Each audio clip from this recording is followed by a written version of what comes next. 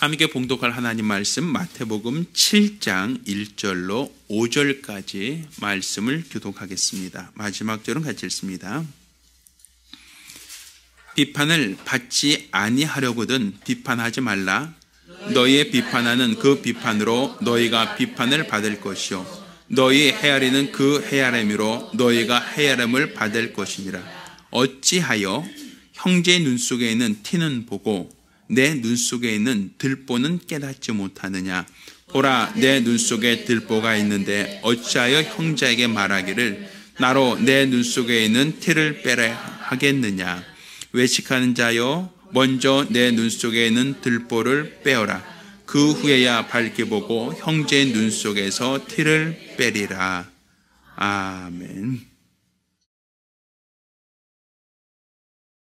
자, 예수님께서는 오늘 본문 말씀을 통해서 비판하지 말라라는 말씀을 우리에게 주시고 있습니다. 사실 상대방의 잘못을 보고 그 잘못을 지적하는 것, 또 그 잘못이 있다라고 하는 것을 그 사람에게 알리고 돌이키게 하는 것, 그 자체가 어떻게 보면 나쁘다, 옳지 않다, 윤리적으로 봤을 때 잘못이 있으면 잘못을 지적하고 돌이키게 하는 것이 그것이 더 좋은 방법 아니겠느냐라고 판단할 수도 있을 것 같습니다. 그런데 오늘 본문에는 예수님께서 비판을 받지 아니하거든 너희가 먼저 비판하지 말라라고 얘기합니다. 상대방을 비판한다라고 할 때 그의 잘못을 지적하고 그의 허물을 지적하는 것이 목적이 아니라 사실은 어떻게 본다면 그의 잘못을 지적하기 전에 먼저 나 자신을 돌아봐야 한다라고 얘기하는 겁니다. 먼저 나 자신을 돌아보지 않고 비판을 한다라고 하는 것은 그것은 옳은 방법이 아니다라는 겁니다. 우리가 외과 수술이라고 하죠. 어떤 사람이 맹장으로 아파하고 고통스러워해서 그 사람을 외과적 수술을 해야 된다라고 할 때 수술에 참여하는 의사는 그냥 대충 배가르지 않습니다. 이 수술복이라고 하는 멸균된 복장을 입고 또 손도 아주 깨끗하게 씻고 또 멸균된 장갑을 끼고 제대로 된 소독된 모든 장비가 갖춰져 있는 상태에서 조심스럽게 수술을 하는 겁니다. 수술이 급하다고 해서 그냥 아무렇게나 쓰는 칼 잡아서 그냥 위생적이지 않은 환경에서 배를 가른다라고 한다면 그 사람은 또 다른 감염, 또 다른 합병증으로 인해서 더 큰 고통을 당할 수 있다는 것을 의사들은 알기 때문입니다. 그러니까 내가 먼저 깨끗하게 멸균된 상태가 아니고서는 상대방에게 어떤 치료를 해줄 수 있다라고 하지만 오히려 그것은 치료가 아니라 더 큰 부작용을 유발할 수 있다라는 것이죠. 그런데 성경은 비판하지 말라. 너희가 그 비판을 받게 될 것이다 라고 얘기합니다. 그래서 성대의 눈에 있는 어떤 티를 빼고자 한다면 먼저 네 눈 속에 있는 들보부터 빼어야 된다라고 얘기하고 있단 말입니다. 그러니까 결국 내가 상대방의 허물을 얘기하고 잘못을 지적하기 전에 먼저 자기 자신을 먼저 돌아봐야 한다는 얘기입니다. 나 자신을 먼저 돌아보지 않고 상대방에게 어떤 허물을 아니면 그의 잘못을 지적하는 것은 우리 하나님이 원하시지도 않고 기뻐하지도 않으신다는 얘기입니다. 그러니까 우리가 여기서 말하는 들보가 무엇이냐 하면 이 대들보란 말 들어보셨죠? 우리 집을 건축하는 데 있어서 대들보가 어떤 역할을 쓰죠? 기둥과 기둥 사이에 천정을 받치고 있는 것을 들보라고 합니다. 그래서 처마가 무너지고 천정이 무너지지 않도록 하기 위해서는 기둥과 기둥 사이를 어떤 볼을 대서 그것으로서 천정에서 오는 하중을 버티도록 하는 것을 우린 들보라고 얘기합니다. 우리가 예배드리고 있는 이 예배당도 저기 옆에 튀어나오고 있는 것이 어떻게 본다면 기둥이라고 보여지고요. 또 그 기둥으로 올라가 보면 이 천정 위에, 텍스 위에 보면 철로 된 들보가 있습니다. 이건 역시도 그 위에 있는 하중을 버티기 위해서, 또한 이 지붕이 바람에 날아가는 것을 막기 위해서 들보가 설치되어 있다라고 보여지는 겁니다. 예전에 우리가 삼풍백화점이라고 하는 백화점이 무너져서 많은 사람들이 다치거나 또 사상자가 있었던 사건이 있었습니다. 그런데 그 삼풍백화점이 이 들보 없이 지어진 건물이었어요. 그러니까 이 들보가 없이 지어지려면 어떻게 지어져야 돼요? 기둥을 촘촘히 박아야 되거든요. 기둥이 없으니까 천정이 무너지지 않게 하려면 천정이 무너지지 않도록 보가 없는 대신 이 기둥을 아주 많이 세워야 되는 거거든요. 구조상으로 본다면. 그런데 이 들보도 없으면서도 기둥을 빼버렸다는 겁니다. 왜? 공간을 넓게 쓰려고.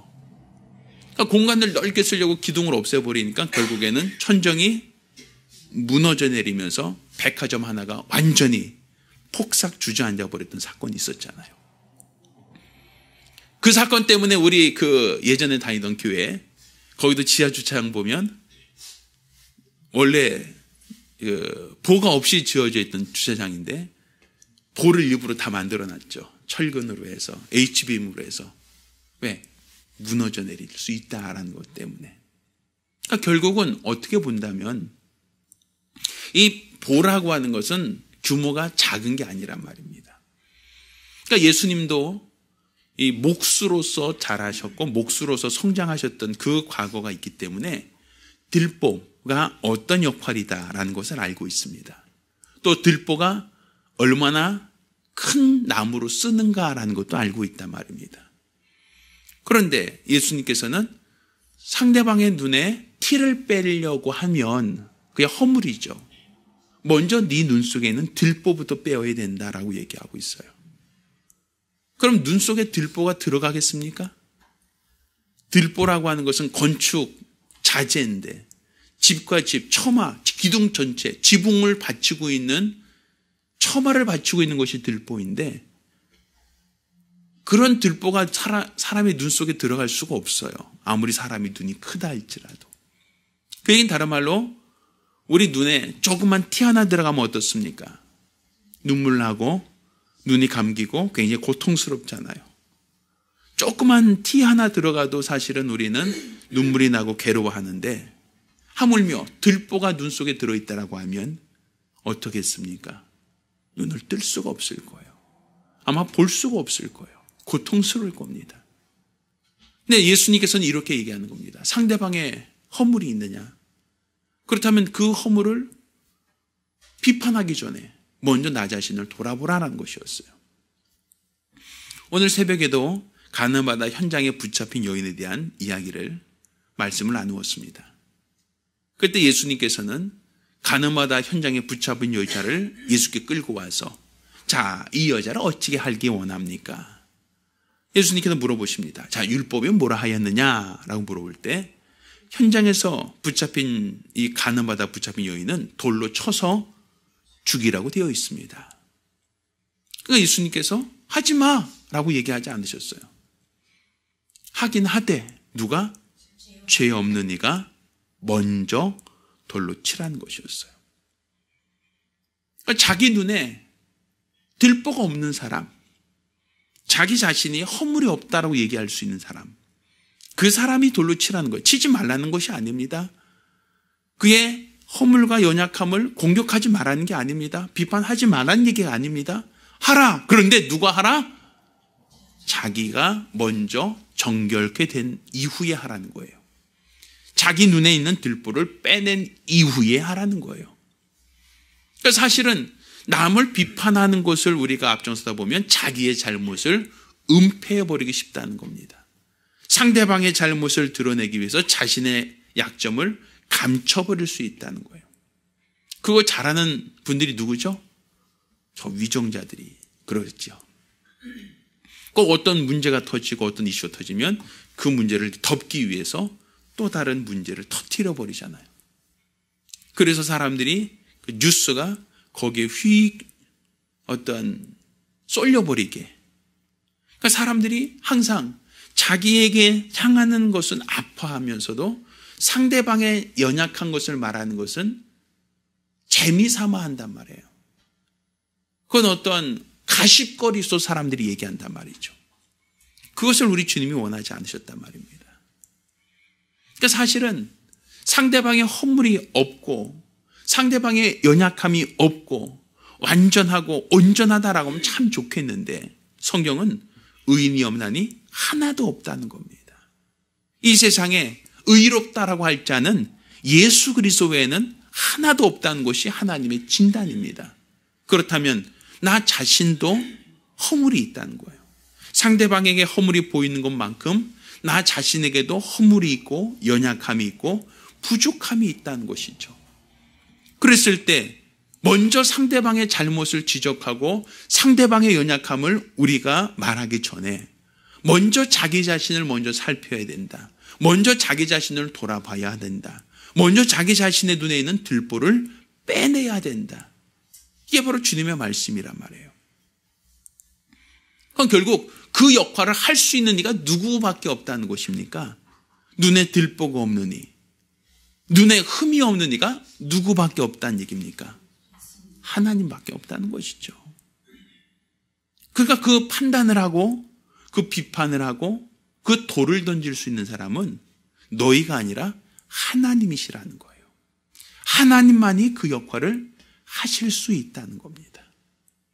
최근 들어서 대통령 탄핵으로 인해서 여러 가지 이슈가 되고 아마 이번 주나 다음 주 중에 대통령 탄핵이 인용되든지 기각되든지 아마 헌재에서 발표가 날 것 같습니다.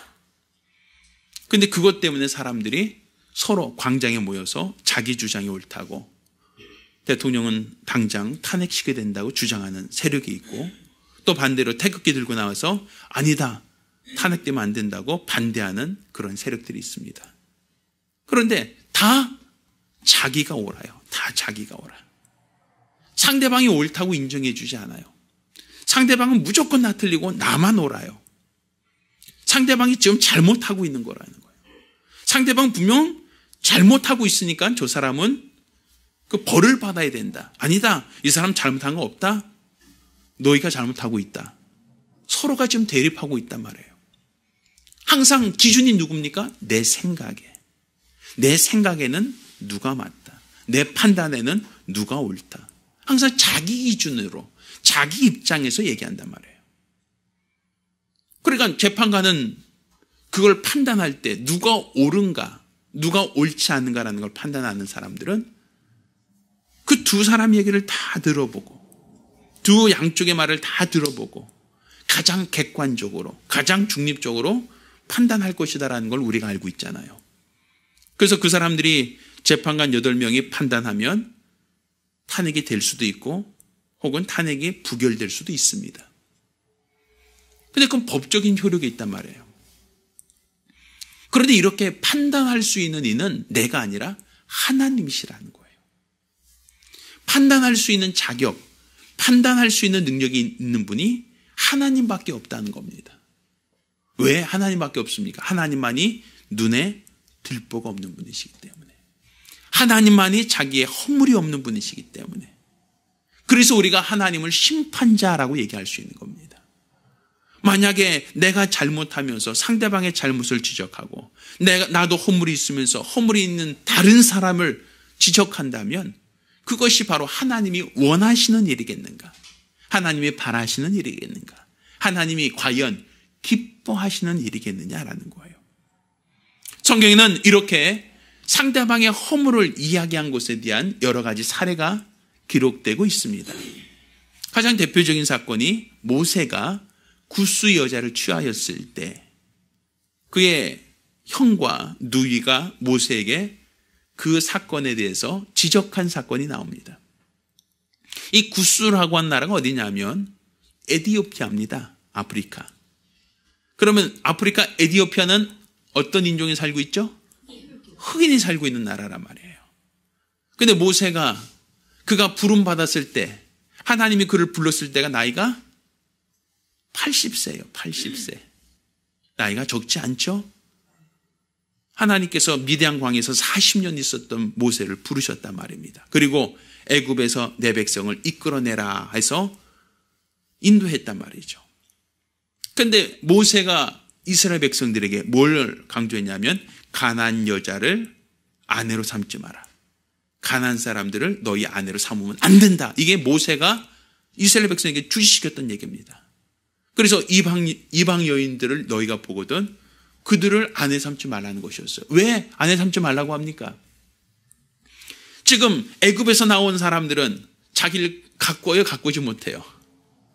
가꿀 수 없죠. 뭐 광야에서 뭐가 있어요? 광야에서 물도 제대로 없을 것이고 또 거기 뭐 화장할 만한 게 있겠어요? 뭐 자기 미용을 위해서 뭐 할 게 뭐가 있겠어요? 먹고 살기도 힘든 지역인데. 그러니 광야에서 맨날 보는 여인들은 어떤 모습이에요? 입고 있는 것도 40년 동안 입고 있으니 그 의복이 어떻겠어요? 낡죠. 게다가 빨래도 제대로 하겠어요? 40년 동안 목욕은 제대로 하겠어요?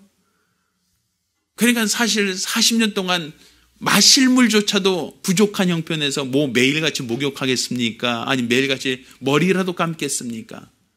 어떻게 본다면 사실 40년 생존을 위해 살았던 것이지 자기를 가꾸며 살았던 사람들은 아니잖아요. 그런데 그들이 가나안 땅에 들어가 보면 가나안은 어떻습니까? 그 여인들은 어떻게 했어요?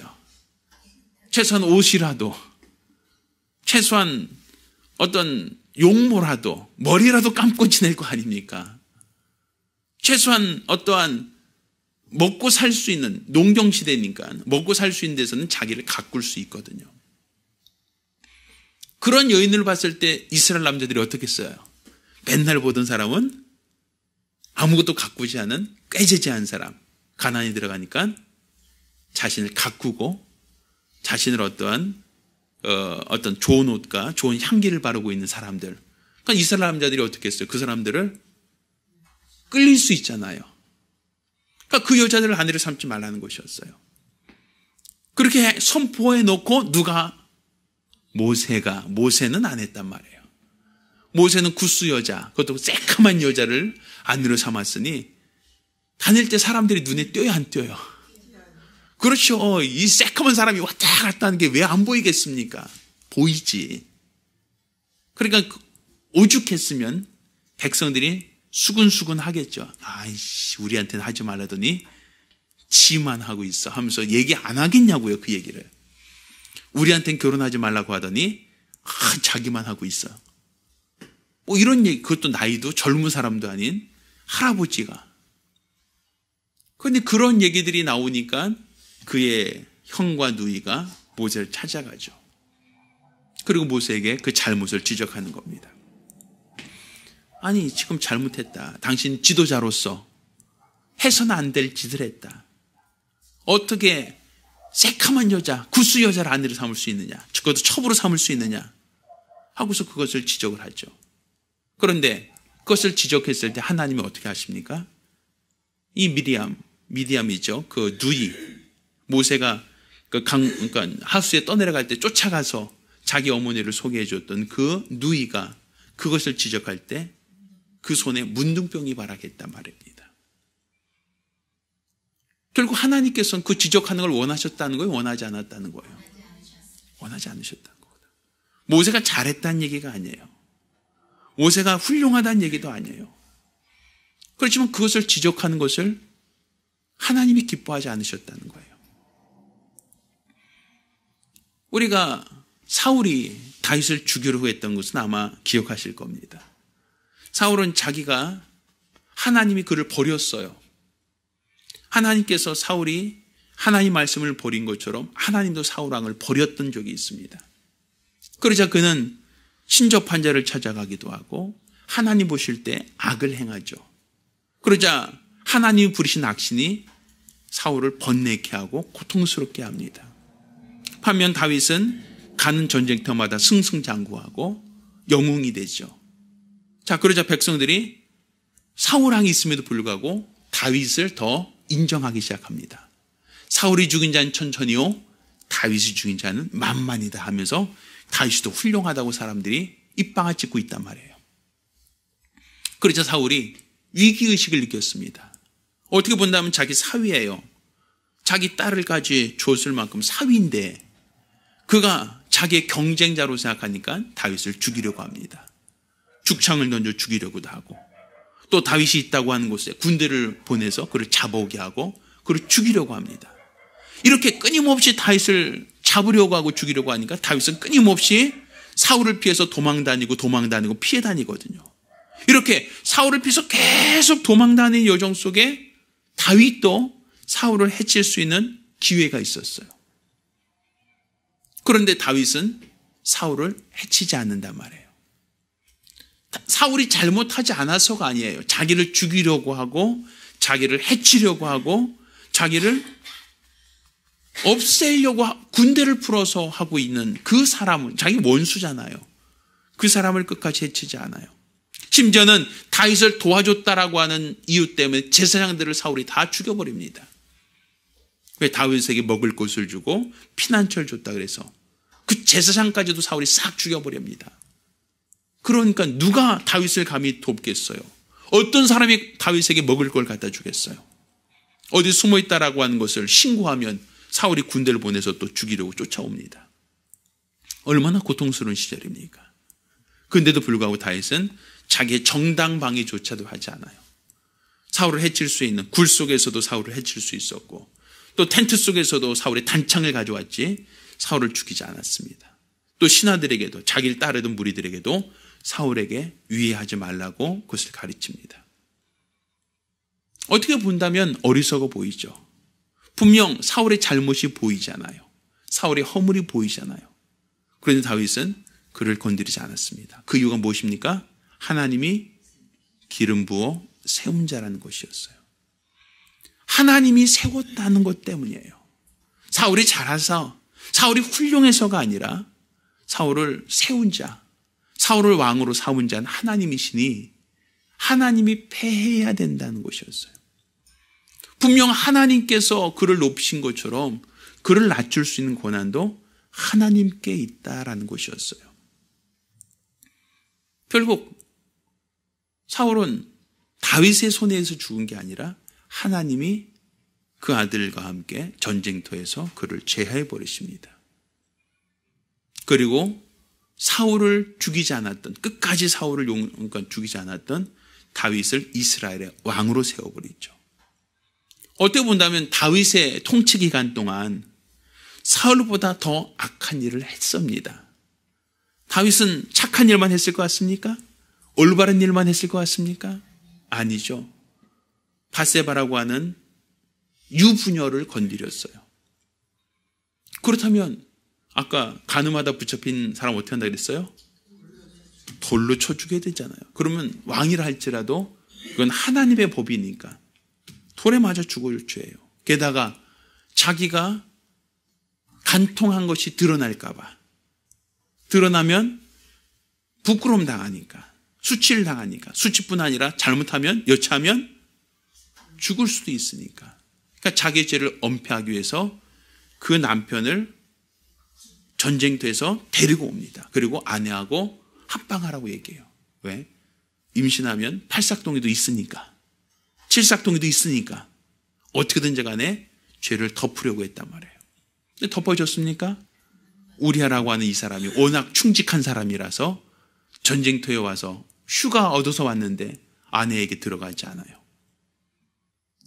결국 잠자리 안 하고 다시 원대 복귀했단 말입니다. 그러니 전쟁터 끝나고 돌아올 때쯤 되면 밧세바의 배가 남산만해지고 이제 아이를 출산할 터인데, 남편은 분명히 전쟁터에 있는데 아내의 배가 부른다. 그건 누구 아이예요? 남편의 아이가 말할 수 없잖아요. 그러면 사람들이 얘 누구 아이냐 물어보면 다윗 왕이요 라고 말하는 순간에 자기의 모든 치세에 모든 것은 다 땅에 떨어져 버린단 말이죠. 그러니까 그 말을 하지 못하도록 어떻게 합니까? 우리아를 전쟁터에서 죽이도록 명령을 내립니다. 살인이에요. 그럼 십계명에 살인하지 말라, 또 남의 것에 탐심을 갖지 마라. 간음하지 마라. 얼마나 많은 죄를 졌습니까? 그러면 다윗은 예수님의 족보에 오를 사람이 아니잖아요. 그렇다면 어떻게 간음한 사람이, 어떻게 살인한 사람이, 교살했죠. 어떻게 남의 것을 뺏은 사람이, 어떻게 그 사람을 이스라엘의 왕, 예수님이 오실 수 있는 조상이라고, 족보에 들어갈 사람이라고 얘기할 수 있겠냐는 거예요. 도저히 안 되잖아요. 우리 상식적으로.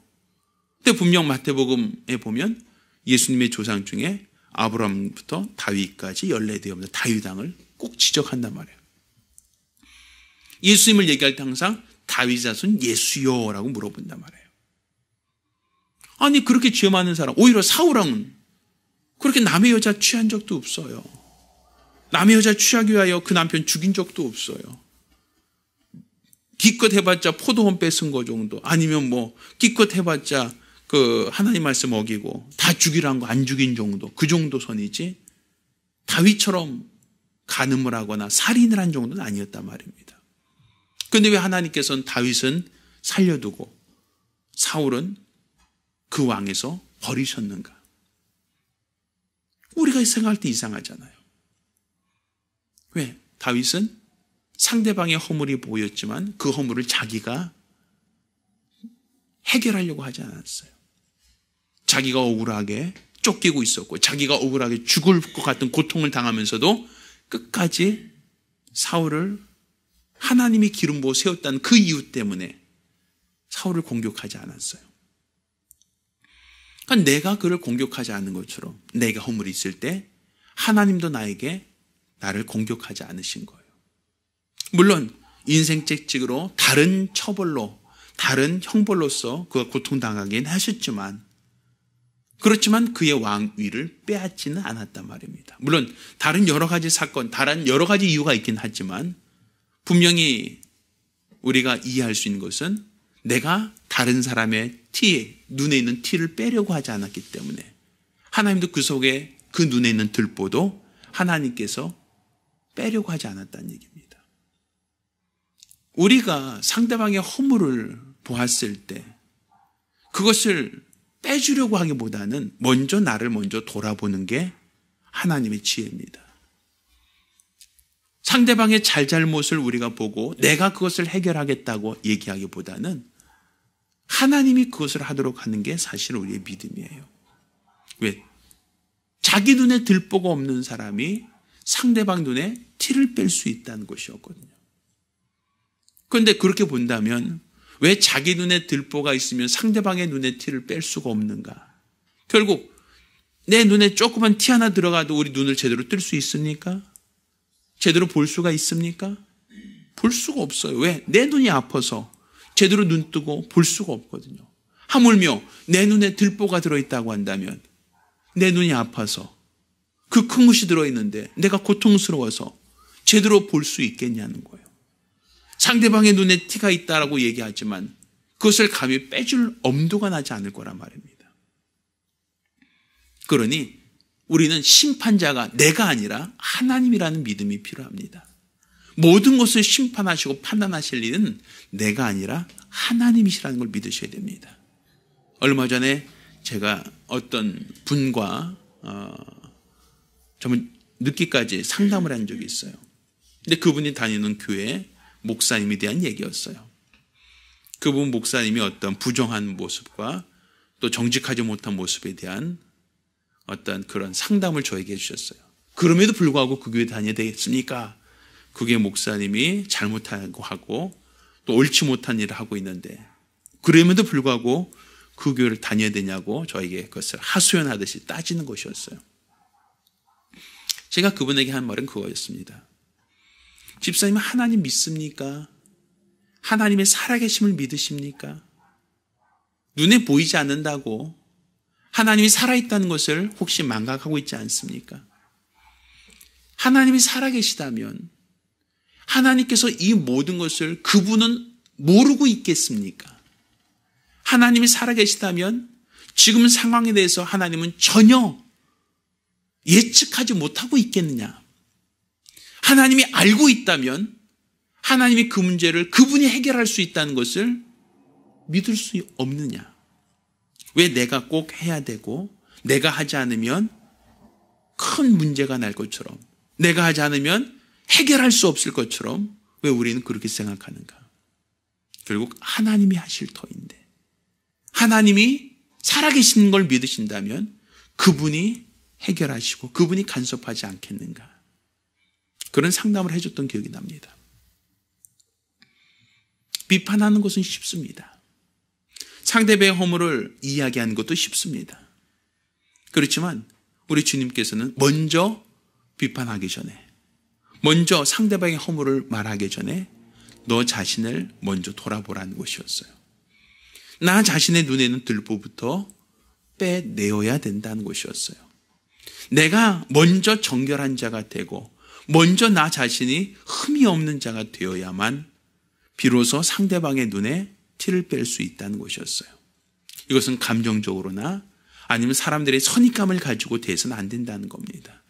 사람들이 우하고 일어나니까 거기에 편승해서 같이 일어나는 것도 사실 어떻게 본다면 하나님이 원하시고 하나님이 기뻐하시는 모습이라고 볼 수는 없습니다. 우리는 하나님의 살아계심을 알고 하나님의 살아계심을 믿으신다면 하나님이 해결해 주실 것도 믿으셔야 됩니다. 하나님께서 그 문제를 온전히 해결해 줄 수 있는 분이라는 것도 우리는 믿고 있어야 됩니다. 그렇기에 상대방의 허물이 보일 때는 먼저 자기 자신을 돌아보고 기도하는 것이 필요합니다. 또 상대방의 허물을 정말 어떻게든지 간에 해결해 주기를 원한다면 기도가 선행되어야 됩니다.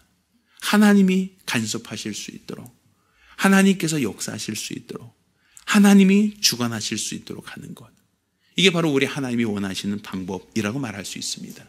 따라서 우리가 신앙생활을 하면서 내 옆에 있는 성도의 잘못이 보이고 그의 허물이 보일 때 어떤 편견을 갖거나 그에 대한 어떤 감정을 갖기보다는 먼저 나 자신을 먼저 돌아보는 지혜 있는 자가 되기를 바랍니다. 먼저 나 자신을 살피고 그 후에야 다른 사람을 돌아볼 수 있습니다. 우리 주님은 그와 같이 말씀하고 있습니다.